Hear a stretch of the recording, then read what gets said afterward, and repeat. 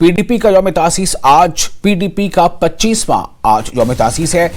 SK park में आज इजलास मुनक़िद होगा। महबूबा मुफ्ती समेत कई लीडर करेंगे इजलास में शिरकत। महबूबा मुफ्ती ने कल तैयारियों का खुद जायजा लिया था। तो आज ये एक अहम खबर है जम्मू कश्मीर की सियासत के हवाले से।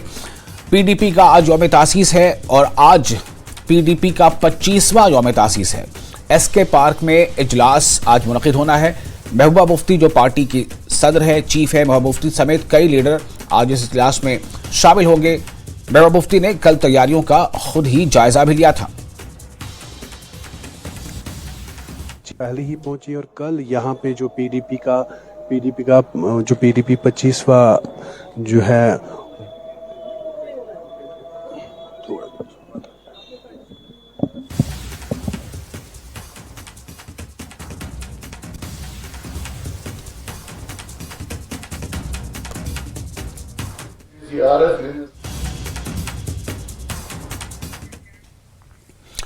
जम्मू कश्मीर नेशनल कॉन्फ्रेंस के सदर डॉक्टर फारूक अब्दुल्ला ने अपोजिशन की मीटिंग बुलाई है। यह मीटिंग 7 अगस्त को जम्मू में मुनक़िद होगी। डॉक्टर फारूक अब्दुल्ला ने तमाम अपोजिशन जमातों के लीडरों को इजलास में मदऊ किया। मुलाकात में आइंदा असेंबली इंतखाबात समेत कई उमूर पर तबादले ख्याल किया जाएगा।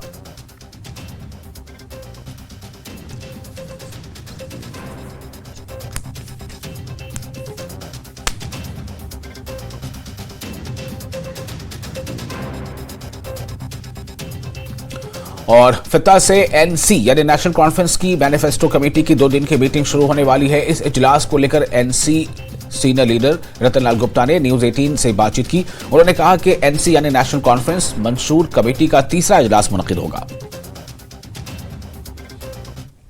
इलेक्शन में किसी पार्टी का जो मैनिफेस्टो होता है वो रोड मैप होता है कि पार्टी अगर पावर में आए तो लोगों के लिए वो क्या करने जा रही है। हमारी पहले जो 2 मीटिंगें हुई हैं, हमने पब्लिक के डोमेन में डाला कि साहब क्या क्या वो मैनिफेस्टो में चीज़ें लाना चाहते हैं। तो पब्लिक ने भरपूर उसका रिस्पांस दिया और उन्होंने तकरीबन 8000 के करीब सजेशंस दिए कि नेशनल कॉन्फ्रेंस एक प्रीमियर पॉलिटिकल पार्टी है जो जम्मू कश्मीर की नब्ज़ को समझती है, लोगों की पल्स को जानती है। लिहाजा उसका मैनिफेस्टो बनना यह साबित करता है कि नेशनल कॉन्फ्रेंस जो कहती है वो करती है। इसलिए 8000 के करीब हमें सजेशंस आए। पहली 2 मीटिंगों में पहली मीटिंग में तो जनरल बात डिस्कशन हुई, दूसरी मीटिंग में वो सजेशन जो आए उस पर डिस्कशन हुई और अब तीसरी मीटिंग जो कल होने जा रही है वो 2 दिन की है। इसमें हम काफ़ी जो हमारे पास सजेशंस भी आए हैं, जो हमारी पार्टी का पहले नया कश्मीर का प्रोग्राम था उसके मुताबिक भी, और दूसरे जो और बातें इसमें हम मैनिफेस्टो में देना चाहते हैं, लोगों के लिए जो करना चाहते हैं, जो हमारे मन में है कि हम लोगों की बेहतरी के लिए, लोगों की तरक्की के लिए, इस जम्मू कश्मीर की डेवलपमेंट के लिए जो हम करना चाहते हैं हम करेंगे, ताकि लोगों को सुविधा मिले, जो सही बात है, सुख मिले उनको, वो समझें कि नेशनल कॉन्फ्रेंस एक ऐसी पार्टी है जो लोगों के दुख दर्द को जानती है और उसके मुताबिक ही अपना रोड मैप बनाती है। और जम्मू कश्मीर में आने वाले असेंबली इंतखाबात की पेश नजर सियासी हलचल तेज हो गई है। लेकिन जहां गुलाम नबी आजाद की डीपीएपी ने अभी तक कोई सियासी पहल नहीं की है, वहीं पार्टी में सरकर्दा लीडरों के मुसलसल इस्तीफों की वजह से डीपीएपी को कमजोर समझा जा रहा है। लेकिन जनरल सेक्रेटरी आरएस चिब ने इन दावों को मुस्तरद कर दिया है। चिब ने कहा कि पार्टी इंतखाबात की तारीख के ऐलान के बाद मुतहरिक हो जाएगी। आज देशवासियों के लिए एक बहुत बड़ा दिन है। करगिल युद्ध की आज 25वीं सालगिरह है। सारा देश हमारे माननीय प्रधानमंत्री जी के समेत सब लोग इस समय उन शहीदों को याद कर रहे हैं जिन शहीदों ने 25 साल पहले पाकिस्तानियों को टाइगर हिल से, करगिल से खदेड़ा और हमारी सेना, वायुसेना ने मिलकर के युद्ध में विजय हासिल करी।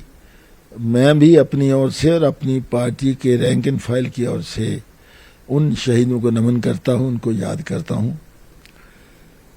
जिनमें कुछ ऐसे शहीद भी हुए जैसे कैप्टन बत्रा है, कैप्टन यादव है और कालिया जी हैं 3 जिनको परमवीर चक्र मिला। उनके साथ साथ लगभग देखा जाए तो हमने लगभग वहाँ 450 से ज़्यादा हमारे लोग शहीद हुए और 1100-1200 लोग हमारे जो थे वो जख्मी भी हुए।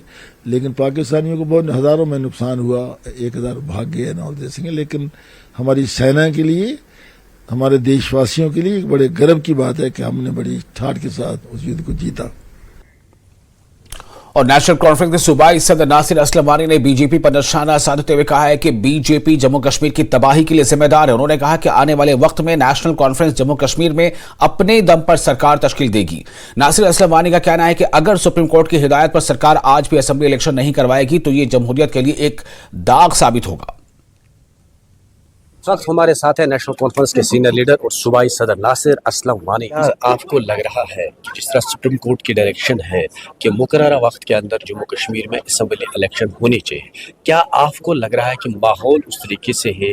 क्या बीजेपी इस तरह का इनिशिएटिव ले सकते हैं? क्या मुल्क में खासतौर पर हमारे जम्मू कश्मीर में इलेक्शन हो सकते हैं? देखिए जनाब, इनके पास कोई चारा नहीं। बीजेपी फंस गई है।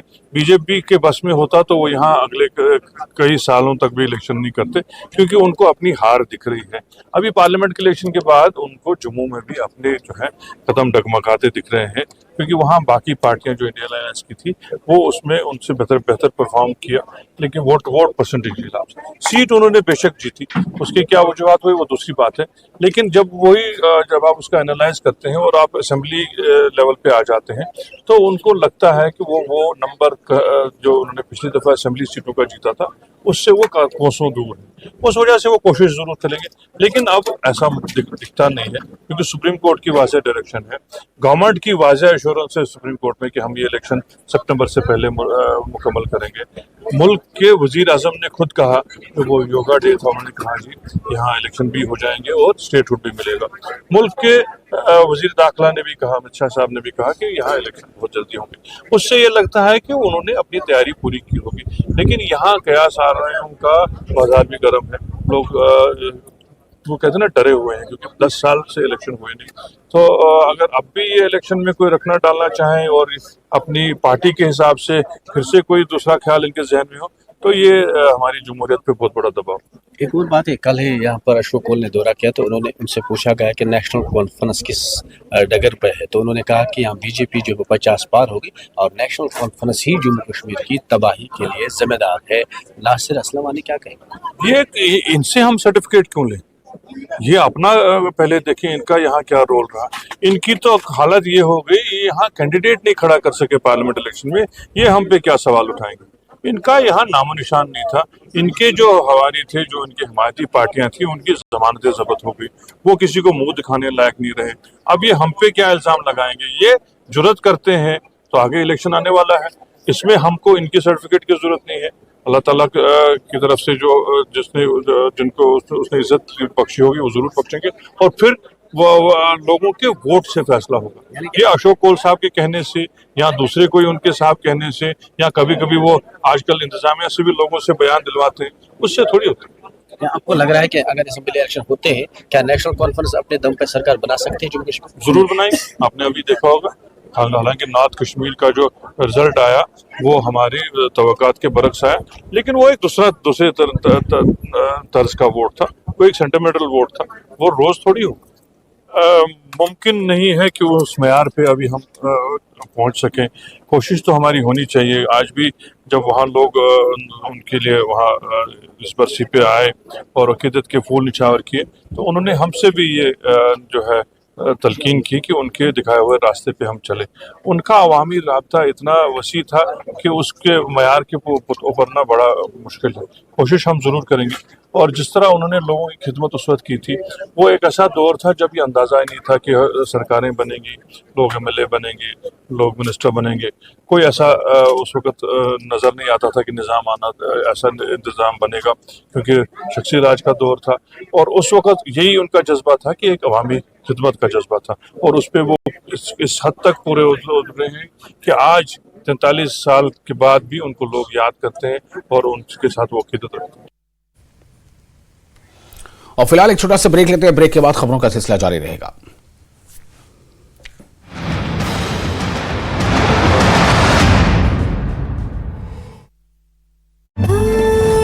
नॉर्थ इंडिया की पहली ऑल गर्ल्स यूनिवर्सिटी और सेफेस्ट कैंपस इटर्नल यूनिवर्सिटी 450 एकड़ में 70 प्लस कोर्सेज को ऑफर करती है। बेहतरीन नर्सिंग प्रोग्राम और हिमाचल का पहला ICAR approved agriculture course with best placements and best packages.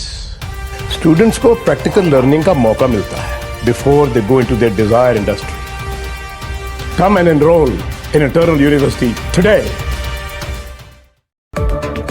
Kargil विजय के 25 साल पूरे होने पर वीर शहीदों को नमन। द्रास में पीएम मोदी ने वीरों को दी श्रद्धांजलि। पीएम मोदी की पाकिस्तान को दो टूक, कहा आतंकवाद के आका सुन ले, हमारे जाबाज आतंकवाद को पूरी ताकत से देंगे कुचल, नापाक मंसूबे नहीं होंगे कामयाब। करगिल दिवस पर जम्मू कश्मीर को लेकर बोले पीएम मोदी, कुछ दिन बाद धारा 370 खत्म होने के पूरे होंगे 5 साल।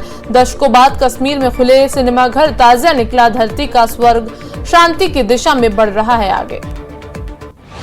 पीएम मोदी ने कारगिल में सबसे ऊंचे टनल शिंकुला टनल का किया शिलान्यास। बोले लद्दाख में बह रही है विकास की नई धारा। पीएम ने अग्निवीर योजना पर दिया बयान, कहा अग्निवीर योजना से सेना होगी सशक्त, मेरे लिए राष्ट्र की सुरक्षा है सर्वोपरि। जम्मू कश्मीर के उपराज्यपाल मनोज सिन्हा ने करगिल विजय दिवस पर शहीदों को दी श्रद्धांजलि। मातृभूमि की सेवा में सर्वोच्च बलिदान देने वालों को किया सलाम।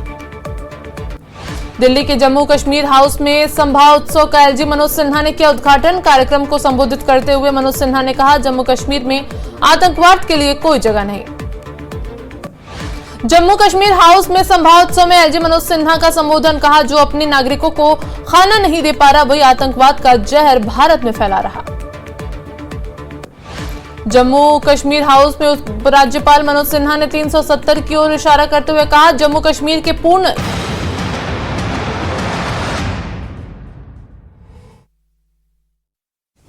ब्रेक के बाद एक बार फिर आपका स्वागत है न्यूज 18 JKLH यानी जम्मू कश्मीर लद्दाख हिमाचल में। मैं हूं विशाल। SIA ने पुंछ में लारव कंट्रोल पर खारी करमाड़ा गांव में नार्को टेररिस्ट्स की जायदाद जब्त की है।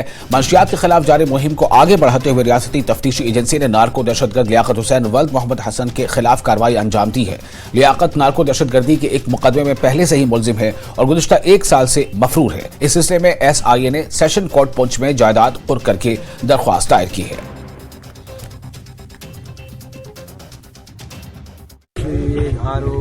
खड़ी करमाड़ा एक विलेज है, इसमें यहाँ पर एक अक्यूज था मोहम्मद मोहम्मद हुसैन, ये नार्को टेररिज्म और NDPS का सीरीज पिछले 1 साल से एब्सकॉन्ड कर रहा था।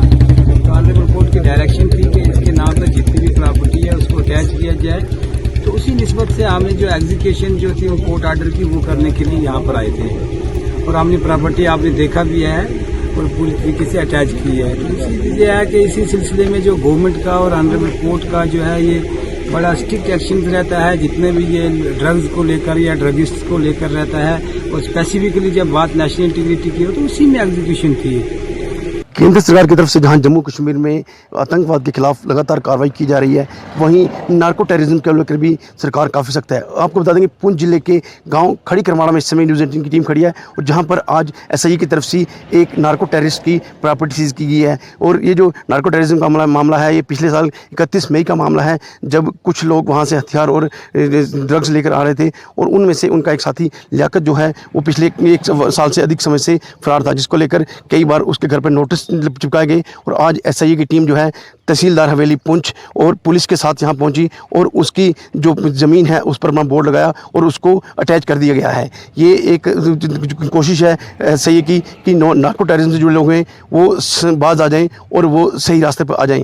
और लियाकत जो है अभी फरार है, अगर लियाकत पुलिस के पास सरेंडर करता है तो उसके जो है कुछ नरमी भी बरती जा सकती है, जिसको लेकर आज यहाँ पर तहसीलदार और अन्य लोगों ने बात की है। लेकिन नार्को टेररिज्म को लेकर कहीं ना कहीं सरकार की सख्ती है कि जो को आज युवा पुंछ में एक प्रॉपर्टी को अटैच किया गया है। Munish Sharma, news 18 network, Karmara, Poonch. और रेगुलेटरी मायरात को बरकरार रखने के लिए सोनामर्ग डेवलपमेंट अथॉरिटी ने चीफ एग्जीक्यूटिव ऑफिसर की हिदायत पर रिजॉर्ट में एक होटल के मालिक के जरिए तामीर किए गए 4 व्यू पॉइंट्स को मुनहदम करने के लिए फैसला कुन कार्रवाई की है। ये पेशरफ्त इबारत के ज़ाब्ते की मुश्तबा खिलाफ वर्जियों या इन व्यू पॉइंट्स को तख्लीक करने से मुंसलिक इजाजतनामों के जवाब के तौर पर सामने आई है।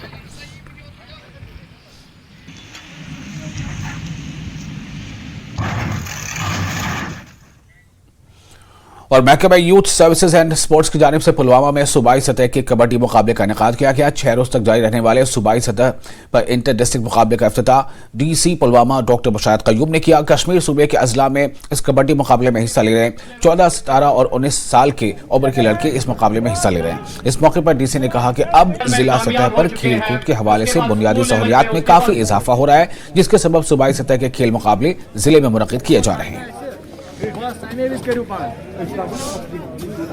यहाँ इस तरह के काफ़ी सारे कंपटीशंस होते रहते हैं और मुझे खुशी है ये बताते हुए कि ज़िला पुलवामा में इस तरह का इंफ्रास्ट्रक्चर मौजूद है जहाँ हम इंटर डिस्ट्रिक्ट कंपटीशंस करवा रहे हैं। कबड्डी के अलावा यहाँ पे क्रिकेट के भी इंटर डिस्ट्रिक्ट कंपटीशंस होते हैं। आप देख रहे हैं हमें यहाँ पे हॉकी एनुअली जो है इंटर डिस्ट्रिक्ट कंपटीशन उसमें भी होती है और कई सारे स्पोर्ट्स जो हैं पर्सनस बाकी डिस्ट्रिक्ट्स के जिन्होंने यहाँ पे कम्पीट किया हो या बाकी जगह और यहाँ भी नेशनल लेवल पे भी रिप्रेजेंट किया यूटी को। इसके अलावा जो हमारा district youth service and sports department है उसके और भी प्लान्स हैं जो बाकी स्कूल्स से बाहर हट के जो हमारे यूथ हैं उनको भी इंगेज करना स्पोर्ट्स में। यूथ एंगेजमेंट है उसमें डिस्ट्रिक्ट एडमिनिस्ट्रेशन पुलवामा ने आजकल हमारे डीसी साहब ने एक अच्छा इनिशिएटिव लिया है। उसमें एक प्रपोजल हमने सबमिट किया है जिसमें हम मुख्तलिफ गेंद हैं वो बच्चे जो वो यूथ जो इस वक्त जो स्कूलों में नहीं है या कॉलेजों में नहीं है तो उनको भी इंगेज करना है, क्योंकि यूथ ही एक हमारा सरमाया है जिसको हम नशे से या बुरी आदतों से दूर रखने का एक स्पोर्ट्स ही एक वाहिद जरिया है कि जिसके जरिए हमें अपने यूथ को बचा सकते हैं। तो उसमें एक अच्छा इनिशिएटिव हम ले रहे हैं। और मेंढर में ड्राइवर की पिटाई के खिलाफ एहतजाज किया गया। मेंढर बस अड्डे में ट्रांसपोर्ट यूनियन के अरकान ने किया एहतजाज। इन्होंने बिला वजह ड्राइवर की मार पिटाई करने वाले लोगों के खिलाफ सख्त से सख्त कार्रवाई का मुतालबा किया। इनका कहना है कि इस मामले की पुलिस ने फौरी तौर पर कार्रवाई करते हुए मामले दर्ज कर लिए हैं।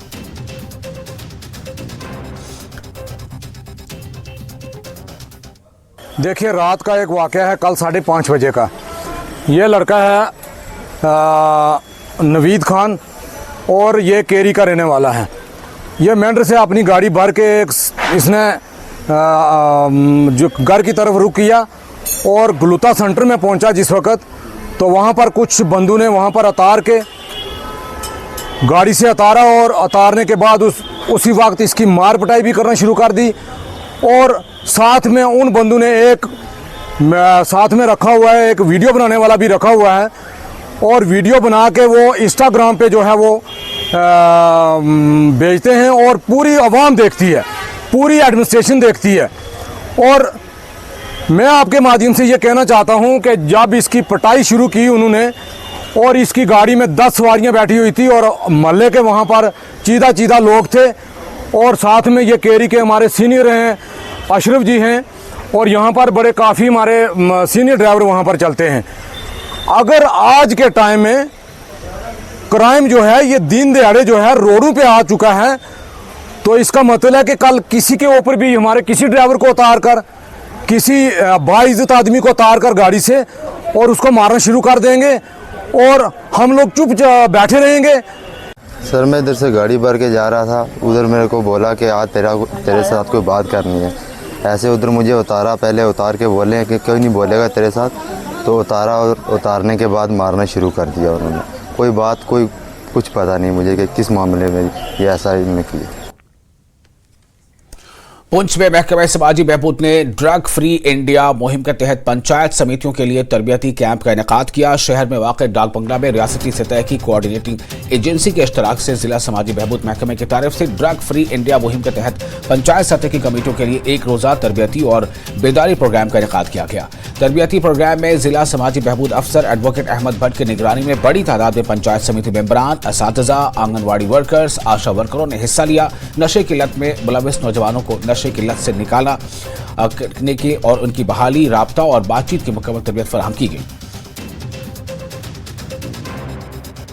आज हम यहाँ आए थे अवेयरनेस के लिए, ताकि हम टीचर्स को, खासकर टीचर्स जो है, आंगनवाड़ी वर्कर्स जो है, आशा वर्कर्स जो है, उनमें अवेयरनेस प्रोवाइड करें कि कैसे वो पहचाने कि अगर उनके आसपास कोई बच्चा है जो एडिक्शन की बीमारी से सफ़र कर रहा है, या फिर सफ़र भी नहीं कर रहा बट प्रिवेंशन की ज़रूरत उसको है, कुछ ध्यान रखने की ज़रूरत है, अलर्ट रह के कुछ थोड़ी सी गाइडेंस या काउंसलिंग की ज़रूरत है, तो वो कैसे करेंगे, कैसे पहचानेंगे, तो वो सब चीज़ों के बारे में अवेयरनेस करने के लिए हम यहाँ जो आए थे।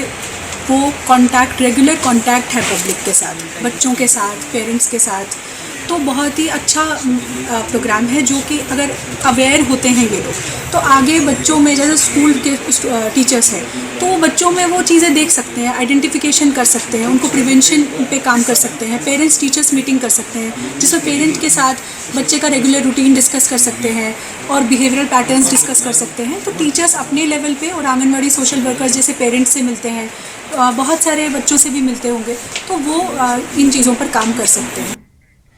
महकमे सोशल वेलफेयर की जानिब से अनंतनाग के दूर दराज इलाके नबूक में तकरीब का एहतमाम किया गया।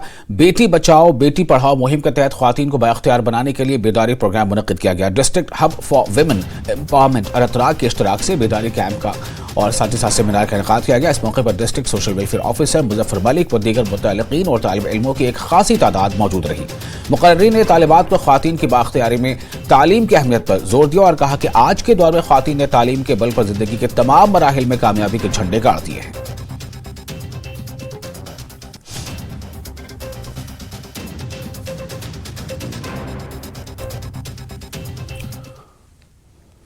और जहां पुरी वादी में शिद्दत की गर्मी और पानी की अदम दस्तयाबी से लोग और किसान परेशान हाल है, वहीं जिला बडगाम के सेड विलेज कहलाने वाले शिवपुरा गांव में ज्यादा पैदावार देने वाली हाइब्रिड SR4 धान की फसल गर्मी की लहर और पानी की अदम दस्तयाबी की वजह से सूखना शुरू हो गई है, जिससे किसान इंतहाई परेशान हैं। पानी न होने की वजह से खुश्क साली जैसी सूरत हाल पैदा हो गई है। किसान सरकार से अपील कर रहे हैं कि यहाँ ट्यूबवेल को ठीक किया जाए और साथ ही पानी का इंतजाम किया जाए ताकि धान की फसल बच जाए।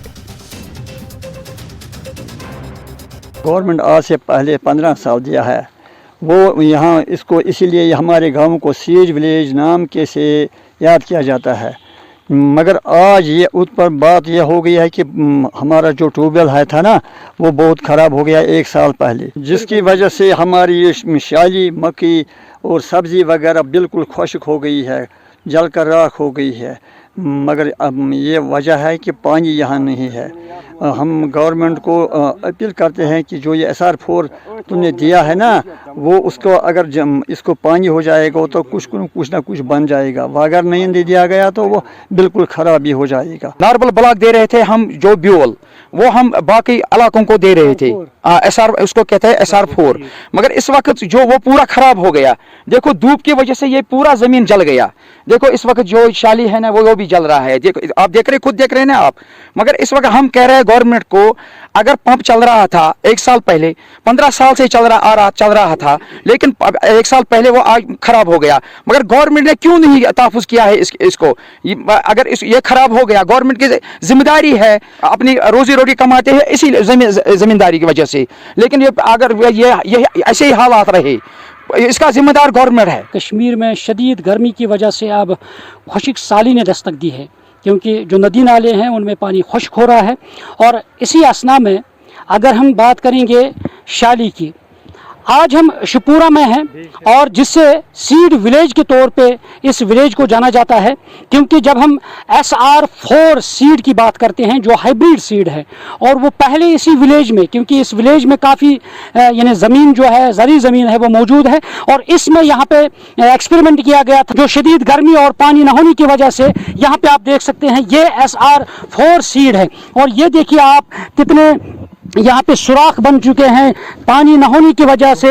जो ये ज़मीन है, जो शाली की ये ज़मीन है, अब ये खुश्क हो चुकी है। ये देखिए आप कितने गहरे सुराख जो बन चुके हैं, और ये ज़मीन जो है अब फट चुकी है और शदीद गर्मी की वजह से, या अगर बारिश नहीं हुई और या कि पानी का इंतज़ाम नहीं किया गया तो आने वाले वक्त में ये जो आप मेरे पीछे ये खेती देख रहे हैं और इससे कुछ हासिल होने वाला नहीं है। और किसान इस बार जो है वो हाथ मलते रहेंगे और जिस मेहनत से, जिस लगन से उन्होंने ये शाली तैयार की थी या बाकी जो भी फसलें हैं, और अगर पानी या बारिश नहीं बरसी तो ये सारा कुछ ज़ाया होगा। ये हम दुआ करते हैं अल्लाह ताला से और उम्मीद भी करते हैं अल्लाह ताला से कि बारिश बरसे और जल्द ये जो ज़मीन है, ये जो सूखी हुई ज़मीन है, ये सैराब हो जाए। और सरकार से भी मुतालबा है कि फ़ौरन वो मुख्तलिफ जगहों पे जो ट्यूबवेल्स है वो खोदे और ताकि ये जो किसान हैं जिनकी मेहनत जो है ये राईगां होने से बच जाए, उनकी जो फसल है